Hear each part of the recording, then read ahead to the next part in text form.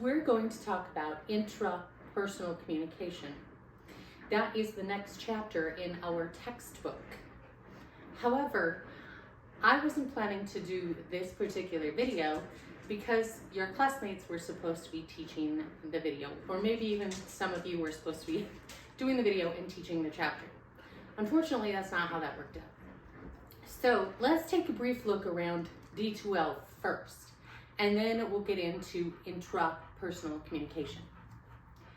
Okay, so here is our D2L course homepage with my new instructions on the teaching assignment. Everybody is assigned to teach a chapter each week of the class. Why am I assigning you a chapter to teach since I'm the teacher? Excellent question. There are actually multiple ways to assess what a student knows. One of those ways in particular is to have a student record a video, in this case, record a video teaching a chapter from the textbook. Why do I do this? I mean, I've been teaching online since 2005, and I've been having students teach a chapter out of the textbook since 2005. There must be something to it since I've been doing it for 20 years, right? Yes, the reason that I do this is because the purpose of this assignment is to help you to learn the materials even better than if you just read the chapter. If you have to learn something well enough to teach it to another person or group of people, you'll retain the information for even longer. If you think about it, this makes sense. If you've had to learn something well enough in your job or in school to teach it to somebody else or to help somebody else with their work or their homework, this makes sense. This is why I have you do this. I have assigned people completely randomly, because I don't know any of you personally yet. I've assigned each person randomly to a chapter to teach. So let's look at where we find that. It was mentioned last week, but if you go under content, and we were just on course home, now we're headed to content, we can look and see who is supposed to teach the chapters. Now this is from my perspective, so give me a second to show you from your perspective.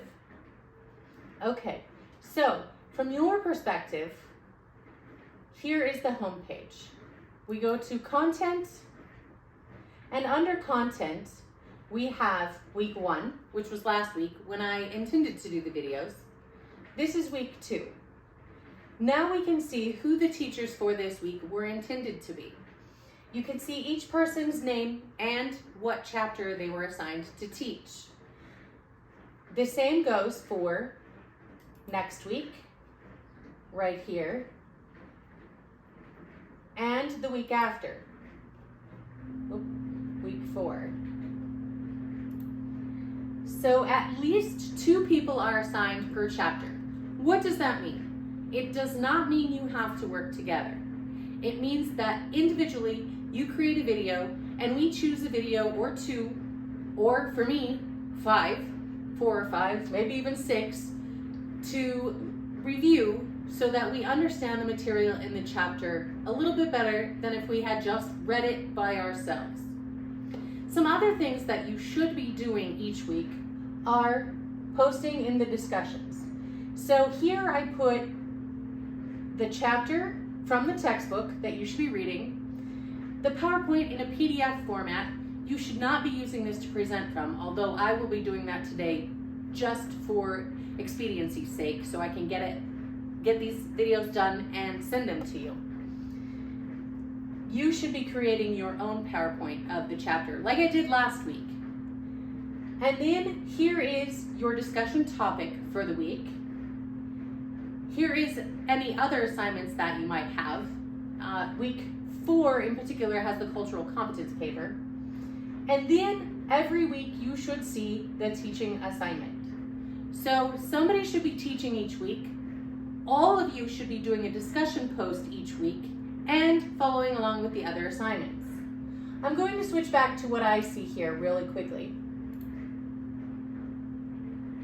So what I see is that there are 59 unread discussion posts, which is great. It shows me that 25 of you posted and 50 posts were made. Unfortunately, that's not quite enough because each student is expected to apply the concept in their own post, and then each student will be asked to respond to 2 of their classmates. So there should be 75 posts, not 50.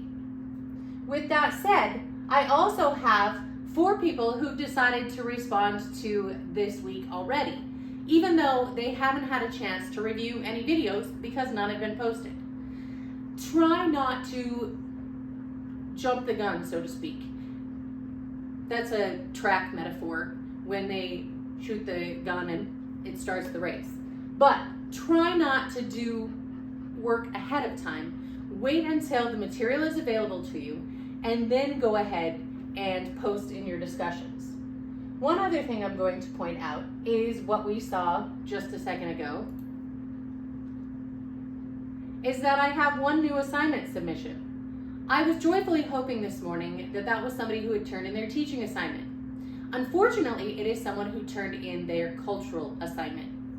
We are not there yet. We have not discussed culture in interpersonal communication. So it is difficult for you to have already done this assignment and be able to apply it to course concepts and course materials when you haven't yet even learned those course materials.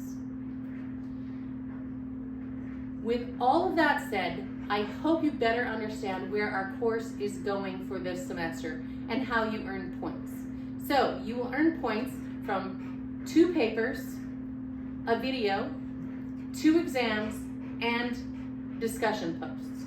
This should be enough ways for you to earn credit so that I can assess you and understand your understanding of interpersonal communication. Moving on, we are going to take a look at intrapersonal communication. Like I said, this week I am going to actually use the PowerPoint PDF.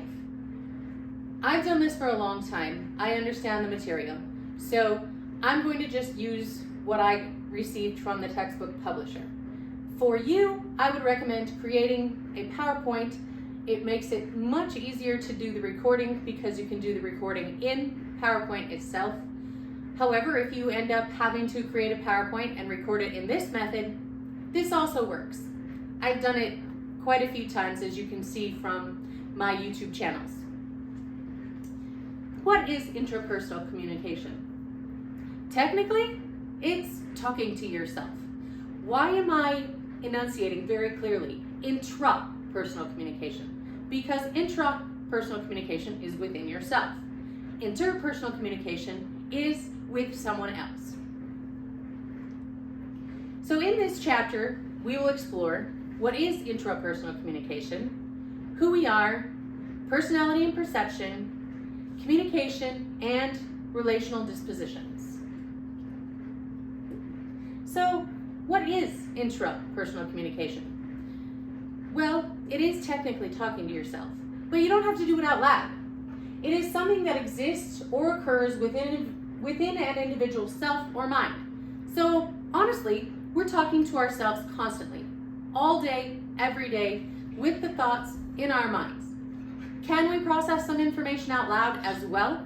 Absolutely. I've heard there's a fine line between intelligence and insanity, and intelligent people talk to themselves. So if I talk to myself, I'm either intelligent or insane. Just kidding. I like to think I'm intelligent. All right, so intrapersonal communication is a phenomenon that exists within or occurring because of an individual's self or mind. And then some folks named Barker and Wiseman came up with a continuum. It's not just all internal communication, some of it becomes external. I think that's like a roommate that I had when I was younger, and he talked to himself all the time. So I finally told him, if he was actually talking to me and I was supposed to pay attention, he needed to say my name so I would know that I should listen to him. There is also Riccio, and Riccio talks about personality and communication traits that have biological origins. I think I have biological origins because most people in my family like to talk a lot. Okay, so who do you think you are? This is about self-concept. It's an individual's belief about himself or herself, including the person's attitudes and who and what the self is. That's according to Baumeister in 1999. Has it changed? Likely not. An attribute is a characteristic, feature, or quality or inherent part of a person, group, or thing. There are three selves. Sounds a little odd, but let's think about it. There is the self-image, the self-worth, and the ideal self. So how healthy is your view of yourself? The interconnection between self-image, self-worth, and ideal self in order to achieve self-actualization. So how do you see yourself? How do you value yourself? And then what do you think an ideal self would look like? An incongruent self-concept is each self is independent of each other. The individual is out of balance with how they interact with others in their environment, and it is more likely to exhibit other psychological difficulties if you have an incongruent self-concept. So that means that not all of the parts fit together. So the interconnection between self-image, self-worth, and ideal self are used in order to achieve self-actualization. A congruent self-concept includes the overlap of each self, it reflects compatibility, and it is a higher likelihood of developing self-actualization. So you're getting closer then to what you see as the ideal self. Have you become actualized? Have you actually become what you intended or wanted to become? Of course, no one ever achieves perfection, but we can get these pieces closer and closer together. So how do you view what others think about you? So looking in a mirror causes us to think about how others think and judge us. Individuals learn about themselves by reflecting on their social performance. Individuals imagine who others think about them. I would say what others think about them. Individuals effectively react to those perceived evaluations. It shapes our self-image and the ways in which one subsequently behaves. The way people see us may not be accurate. The judgments of some people matter more to us than of other people, and individuals whose judgments matter understand and become familiar with themselves. So let me give you an example. My husband is an introvert, but he spends all day, every day, managing a grocery store. He has to interact with people all day, every day. So most people think he is an extrovert, completely a people person, loves talking, and that's the exact opposite. I am the one who loves talking, who loves spending time with people, who gets my energy from spending time with people. My husband, he's an introvert and he would rather spend time with himself to get re-energized. How is your self-esteem affected by others? Self-esteem is an individual's evaluation of his, her, or their abilities and limitations. So this includes subjective evaluation, abilities, limitations, self-esteem, what we believe about ourselves, and communication. This also includes mindfulness. In other words, how much are you focusing on and paying attention to these things? So how do you care for yourself? This is a lot of information on one slide. And if I was writing this PowerPoint, I probably wouldn't put all this information on one slide. However, we do need to talk a little bit about how we care for ourselves. So first, Neff mentions compassion. Compassion is being touched by the suffering of others, opening one's awareness to others' pain, and not avoiding or disconnecting from it, so that feelings of kindness toward others and the desire to alleviate their suffering emerge. That's compassion. Compassion towards others, but then Neff goes on to explain self-compassion. Self-compassion is being touched by and open to one's own suffering, not avoiding or disconnected from it, generating the desire to alleviate one's suffering and to heal oneself with kindness. Self-compassion also involves offering non-judgmental understanding to one's pain, inadequacies, and failures, so that one's experiences are seen as part of the larger human experience. In other words, we need to take care of ourselves, be compassionate for ourselves, just as much as we are compassionate for other people. So how do you care for yourself? Well, there are three components of self-compassion: self-kindness, common humanity, and mindfulness. So we have to be kind to ourselves, realize that we are human just like everybody else, and we need to be mindful of how we are interacting with other people and how we are treating ourselves. Don't feed the vulture. What this means is don't feed into the negative self-concept, self-esteem, etc. So reality testing. Is it realistic to feel like you're ever going to be perfect? Nobody's perfect. So achieving perfection is likely not going to happen. You need to think about reality. You want to look for alternative explanations of what happened. You want to put it into perspective and use goal-directed thinking. How does your personality impact communication? So a little bit about what I was just talking about with my husband and I, introvert versus extrovert. Those are personality traits. So here we have the personality, the combination of traits or qualities that make a person unique. This is their behavior, their emotional stability, and their mental attributes. Now, we have the question of nature versus nurture. How many of these things did you come by biologically, and how many of these things were taught to you by your community? So what it says here is the context in which one is raised influences communicative behaviors with biological underpinnings. For me, this is something that is very personal. My children are adopted from foster care. And so some of the things that they have come by, some of their learning challenges and some of their other abilities and disabilities came from nature. Their parents, particularly their mother, did drugs while she was pregnant with them, meaning that some things are nature for them and it's a bit unfortunate.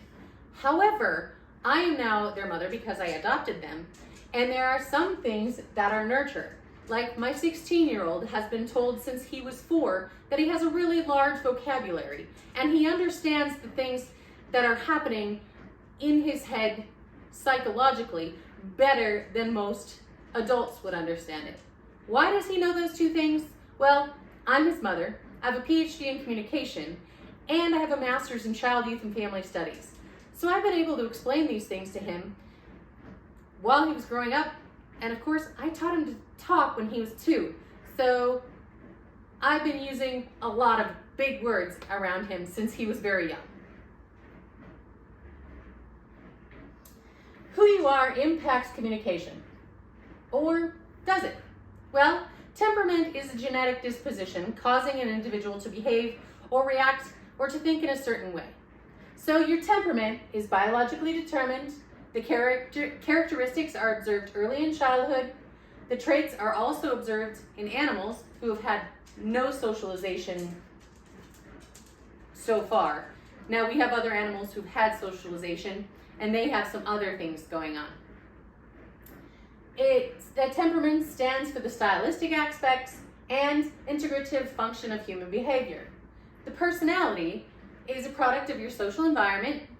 It's shaped by experiences later in development. It is a strictly human trait because, well, I guess like my dogs have not been taught to have personality. I'm not sure about that one. I'll get back to you on that. The content aspect of behavior and isn't a characteristic of temperament. I think some animals, dogs, cats, do have a personality. So I would be a little lenient on it's strictly human. So, how do you describe your personality? So the big 5 are consistent personality clusters. This includes surgency, agreeableness, dependability, emotional stability, and culture.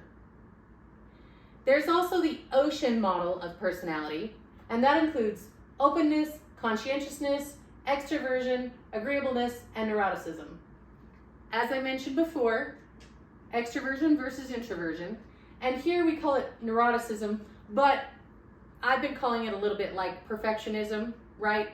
They're not exactly the same. They do have differences. However, this is a personality trait in the ocean model of personality. How do you think about the world around us? So there are cognitive dispositions, and this has to do with your mental processes, right? Here it says, general patterns of mental process impacting how people respond and react to the world around them. So cognitive is always something having to do with your brain. There are 4 types: the locus of control, internal and external. There's cognitive complexity, authoritarianism, dogmatism, and right-wing authoritarians, emotional intelligence, and affective orientation. So emotional intelligence is your EQ. How well do you understand and interpret and react to people's emotions? And then the internal and external locus of control. People who feel like they have control over everything and nothing is done to them. They make everything in the world happen for themselves. Those are internal locus of control folks. People who think they have no control and everything from the world just happens to them, those people have an external locus of control. The best way to think about it is somebody who would meet in the middle. They know that some things happen to them, while they know that they control other things. How do your emotions impact how you view yourself and others? So, social personal dispositions. General patterns of mental processes that impact how people socially relate to others or view themselves. Loneliness, emotional loneliness versus social loneliness. You can be with a group of people and still feel lonely. This especially happens when we're interacting with people online. There is depression, a low self-esteem here. Narcissism. There's also conversational narcissism, where people only want to hear themselves talk and only talk about themselves. They don't listen to or pay attention to anyone else within the conversation. There's Machiavellianism, empathy, which is an understanding it's an understanding of how other people feel. And then there is self-monitoring. Are we paying attention to how we are interacting within a social situation? Is it appropriate? Are we saying things that are appropriate to the situation? Are we dressed in an appropriate way? Those are the things that self-monitoring includes. So communication dispositions, as we've mentioned, include general patterns of communicative behavior, introversion or extroversion, which I went over briefly before, approach and avoidance traits. So some people are shy and they avoid social interaction. Communication apprehension. Others just are really nervous about communicating with other people. And do you have a willingness to communicate? Argumentative versus verbally aggressive. Socio-communicative orientation. Responsiveness, assertiveness, and versatility. So if you want to be a good communicator in a social situation, you want to respond to others, be attentive to what they say, and be versatile. Can you use this in different situations depending on what the situation calls for? Relational dispositions. General patterns of mental processes impacting how people view and organize themselves in relationships. So there's an attachment. A set of inherent behaviors is attachment, designed to allow proximity with supportive others. Attachment figures. So there is Bowlby's model of attachment, maternal deprivation hypothesis, and then attachment styles: secure, preoccupied, fearful, and dismissing.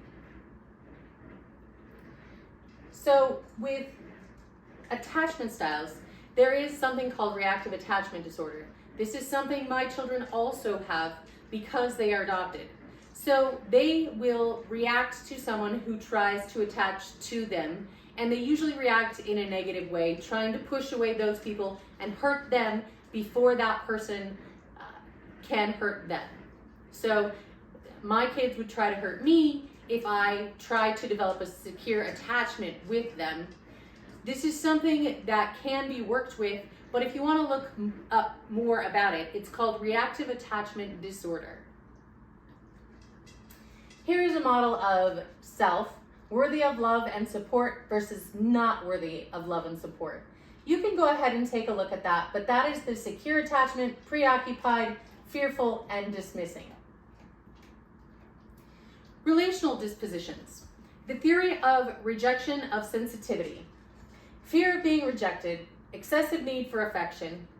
When the need is not met, the individual feels rejected. Represses hostility for fear of losing affection. Unexpressed rage builds internally. Increased fear of rejection and increased need for relational assurance from a partner. In other words, this is very much like the reactive attachment disorder that I've mentioned. Although it doesn't have to go as far as a disorder, it might just be a reaction to the attachment. Oh my gosh, we finally made it to the end. I thought this video was never going to get done. It is almost lunchtime and I'm really hungry, and I'm sure my students are tired of hearing me talk, and my dogs are getting impatient with me and they want me to finish this video very soon. Oh, I didn't press end on the video, did I yet? You all just heard my intrapersonal communication.